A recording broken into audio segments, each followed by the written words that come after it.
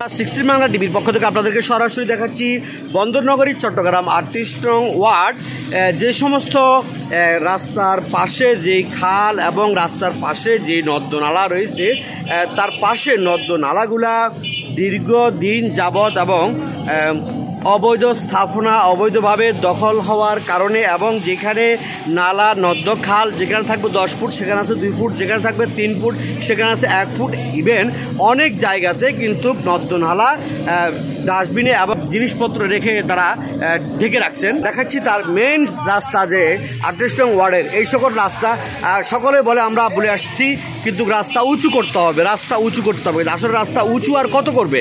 রাস্তা উঁচু করার কারণে প্রত্যেকটি মানুষের ঘর বাড়ি তলিয়ে যাচ্ছে পানিতে।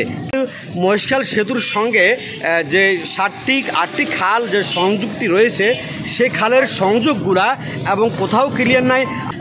কয়েক মাস আগে হানিফ সওদাগর 38 নং ওয়ার্ড বিএনপির সভাপতি তিনি খালগুলা এবং বিভিন্নভাবে কিন্তু অনেক পরিশ্রম করে সিটি কর্পোরেশন লোক দ্বারা পরিষ্কার পরিচ্ছন্নতা করানোর পরেও কিন্তু নর্দনালাগুলো আবার মানুষ জনসাধারণ আবর্জনা ময়লা ফেলে সব জাম করে রাখার কারণে এই পানি প্রতিনিয়ত ফুসে উঠছে এবং পানি কোনো দিকে জায়গা যাওয়া না থাকার কারণে সকলের ঘর বাড়িতে ঢুকে পড়ছে।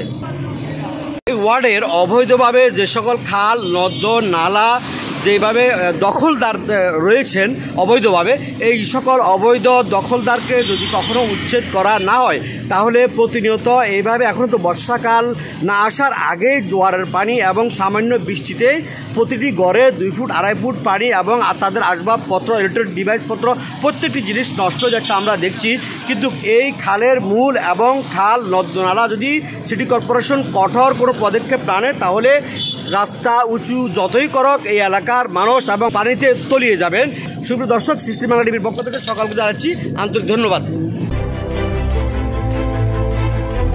16 বাংলা টিভি, আবহমান বাংলার মুখপাত্র।